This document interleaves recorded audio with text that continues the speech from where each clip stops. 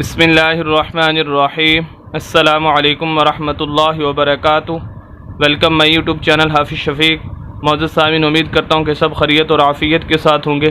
الحمدللہ، سورۃ المطففین، آج ہم اس کو شروع کرنے جا رہے ہیں جو کہ مکی صورت ہے اور اس کی آیات 36 ہیں اور ایک اس کا رکوع ہے۔ چند آیات اس کی آپ حضرات کے سامنے پڑھیں گے۔ ہمارا مقصد اس کی چند آیات پڑھنا ہی نہیں ہوگا بلکہ ان آیات سے نکلنے والے تمام اصول و ضوابط اور تجویدی قوانین آپ حضرات کے سامنے رکھیں گے تاکہ آپ ان اصول و ضوابط اور تجویدی قوانین کو مد نظر رکھ کر بقیہ قرآن کی صحیح طریقے سے تلاوت کر سکیں، اور یہی ہمارا مقصد ہے۔ اگر آپ 24 گھنٹے میں سے 7 سے 8 منٹ نکال کر چند دن کے لیے ہماری ویڈیوز کو سننا شروع کر دیں تو انشاءاللہ چند دنوں کے اندر آپ قرآن کو صحیح تجویز کے ساتھ پڑھنا سیکھ سکتے ہیں، جو کہ ہر مسلمان کے لیے پڑھنا اور سیکھنا ضروری ہے۔ اسی کے ساتھ اگر آپ میرے یوٹیوب چینل پر نئے ہیں تو پلیز میرے چینل حافظ شفیق کو ضرور سبسکرائب کیجئے، صدقہ جاریہ سمجھ کر ہماری ویڈیوز کو شیئر بھی کیجئے۔ اسی کے ساتھ آپ کی فیملی، آپ کے دوستوں، آپ کے جاننے والوں میں سے کوئی بھی اگر اندرون ملک اور بیرون ملک کوئی بھی اگر قرآن شریف پڑھنا چاہتا ہو تو الحمدللہ ہماری کلاسز جاری ہیں۔ آپ بھی اگر ہماری کلاس کا حصہ بننا چاہتے ہیں تو دیے گئے نمبر پر رابطہ کیجئے۔ تو بہرحال آئیے آج کا سبق شروع کرتے ہیں۔ اعوذ باللہ من الشیطان الرجیم۔ سورۃ المطففین مکیہ۔ بسم اللہ الرحمن الرحیم۔ ویل للمطففین۔ یہاں پر دیکھیں، ہم واو کو یا کے ساتھ ملائیں گے۔ وجہ اس کی یہ کہ یا ساکن ہے، یہ اسے سکون بھی بولتے ہیں، اسے جزم بھی بولتے ہیں۔ جس حرف کے اوپر آ جائے اس حرف کو ساکن کہتے ہیں، اور جو حرف ساکن وہ خود بخود نہیں پڑھا جاتا، پچھلے حرف کے ساتھ اس ساکن حرف کو ملاتے ہیں، اس وجہ سے واو کو ہم یا کے ساتھ ملائیں گے۔ آگے لام کو، پھر لام کے اوپر 2 پیش ہیں، ہم اس کو ملائیں گے اگلی لام کے ساتھ اور پھر اس لام کو ملائیں گے اگلی لام کے ساتھ۔ وجہ اس کی یہ ہے کہ پہلی لام کو دوسری لام کے ساتھ اس وجہ سے ملائیں گے کہ پہلی لام مشدد ہے، شد والی ہے۔ دیکھیں پہلی لام کے اوپر شد ہے، یہ شد کی علامت ہے۔ جس حرف کے اوپر یہ علامت آ جائے اس حرف کو مشدد بولتے ہیں، گویا یہ علامت لام کے اوپر ہے تو اب ہم کہیں گے لام مشدد ہے۔ جس حرف کے اوپر بھی شد آ جائے اس کے بارے میں 2 باتیں ذہن نشین کر لیں۔ پورے قرآن کے اندر جس حرف کے اوپر بھی شد آ جائے گی، یا دوسرے الفاظ کے اندر یہ سمجھیے کہ اس کو پڑھنے کے 2 اصول ہیں۔ اصول نمبر 1 یہ ہے کہ شد والا لفظ 2 مرتبہ پڑھا جاتا ہے۔ کیسے؟ ایک مرتبہ پچھلے حرف کے ساتھ اور دوسری مرتبہ اس حرف کے اوپر یا نیچے، یعنی شد والے حرف کے اوپر یا نیچے کوئی نہ کوئی حرکت ضرور موجود ہوتی ہے اس کے ساتھ۔ دیکھیں پہلے اصول کے مطابق لام 2 پیش، لام لول، لام زیر لی، تو یہ لام کو اس لام کے ساتھ اور پھر لام کے نیچے زیر ہے، پھر ہم لام کو پڑھیں گے۔ اصول نمبر 2، شد والے لفظ کو ہمیشہ سخت کر کے ہلکی سی آواز کو روک کر لفظ کے اوپر زور دے کر پڑھنا ہوتا ہے۔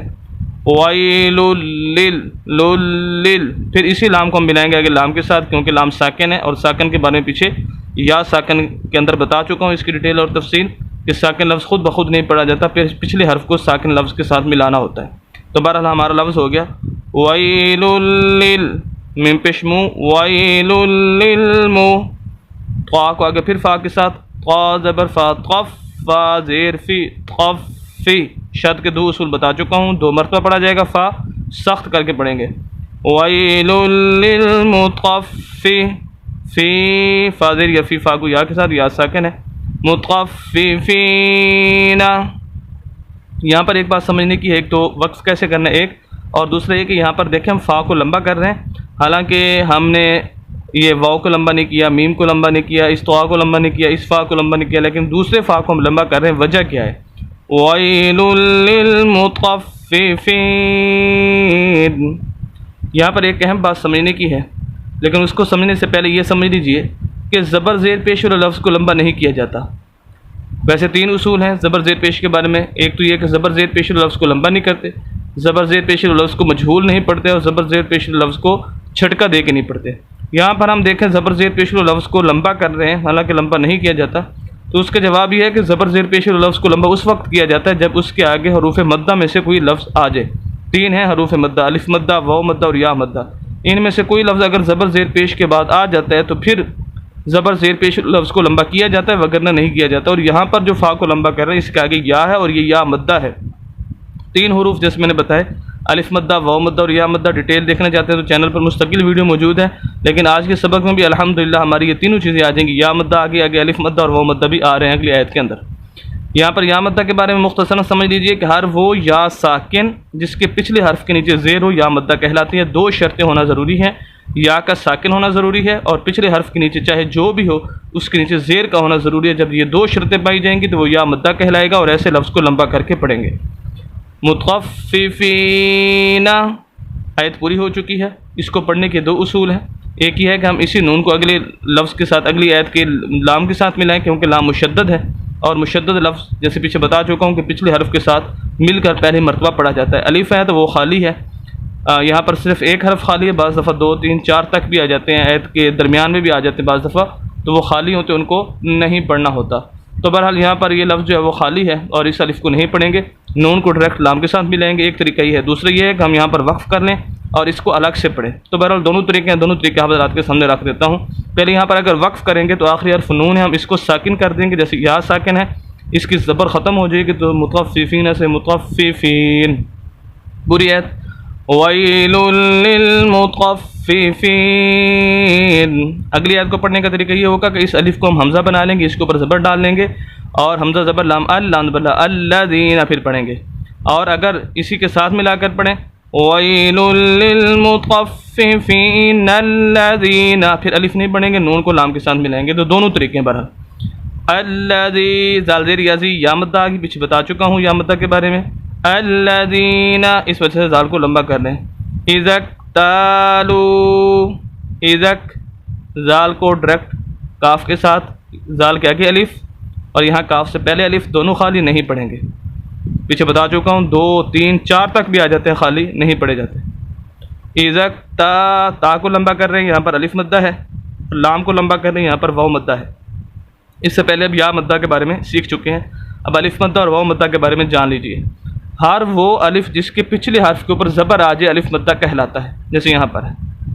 اور واو مدہ ہر وہ واو ساکن جس کے پچھلے حرف کے اوپر پیش ہو واو مدہ کہلاتی ہے۔ پورے قرآن کے اندر جہاں بھی واو ساکن ہوگی، پچھلا حرف چاہے جو بھی ہو اس پر پیش ہونا ضروری ہے، تو واو مدہ، اس وجہ سے تا کو لمبا کر رہے ہیں اور لام کو۔ اذا اکتالوا، اذا اکتالوا علی الناس، لام کو ہم ڈائریکٹ ملائیں گے نون کے ساتھ، یا خالی الف خالی لام خالی نہیں پڑھیں گے، نون مشدد ہے۔ شد کے جو 2 اصول ہیں وہ پائے جائیں گے، اور یہاں پر وہ پیچھے بتا چکا ہوں ان کی ڈیٹیل۔ یہاں پر مزید ایک بات پائی جائے گی، وہ یہ ہے کہ نون مشدد ہمیشہ جہاں بھی آ جائے وہاں پر غنہ ہوتا ہے۔ غنہ کہتے ہیں اس لفظ کی، یعنی نون کی آواز کو ناک کے اندر ایک الف کے برابر لے کر جانا غنہ کہلاتا ہے۔ تو یہاں پر ہم غنہ کریں گے علی الناس، اور الف مدہ بھی ہے، نون کو لمبا بھی کریں گے۔ علی الناس یستوفوا، واو مدہ آگے، پھر فا کے آگے واو ہے اور یہ واو مدہ ہے۔ یہاں پر دیکھیں یہ جو واو ہے یستو، یہ واو لین ہے، یہ واو مدہ نہیں ہے۔ واو لین اور یا لین 2 ہوتے ہیں کہ واو اور یا ساکن پچھلے حرف کے اوپر زبر آ جائے اسے واو اور یا لین کہتے ہیں۔ واو مدہ کے لیے ضروری ہے کہ واو ساکن پچھلے حرف کے اوپر پیش ہو، جبکہ یہاں پر پیش نہیں ہے، اس وجہ سے یہ لین کہلائے گی، اور لفظ لین کو لمبا نہیں کیا جاتا۔ یستوفون، وہی بات وقف کریں گے، آخری حرف نون ہے، ساکن کر دیں گے۔ یستوفون الذین اذا اکتالوا علی الناس یستوفون۔ امید کرتا ہوں کہ آج کی ویڈیو آپ خوبی سمجھ چکے ہوں گے۔ مزید اسلامی ویڈیوز کے لیے اور قرآن کو صحیح تجوید کے ساتھ پڑھنے کے لیے ہمارے یوٹیوب چینل حافظ شفیق کو ضرور سبسکرائب کیجیے گا، صدقہ جاریہ سمجھ کر ہماری ویڈیوز کو شیئر بھی کیجیے گا۔